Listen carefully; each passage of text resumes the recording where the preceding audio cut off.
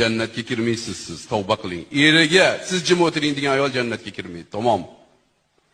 Oilani boshlig'i erkak kishi bo'ladi. Ar-rijalu qawwamuna 'alan nisa. Tamom, musulmonning uyida er bormi? Xotin ko'p pul topsa ham baribir er boshliq bo'ladi. Tamom. Buni muhokama qilinmaydi.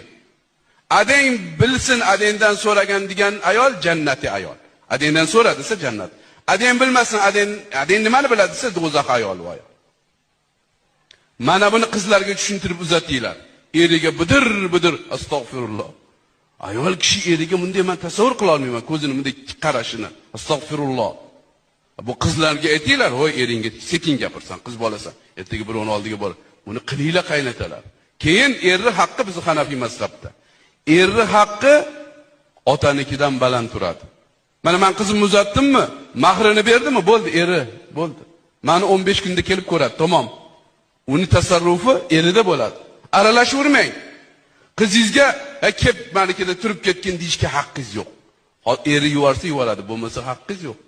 Mana onam "Ey, avaralarni sog'indim, qori chaqiring" dedilar. Shundachi qizingizga telefon qilmang, eshitib olinglar qaynatalar. Kuyovga telefon qilaman. Yaxshi kuyovim bor men. Iltimos, shu yaxshi sog'inib qoptilar hojona.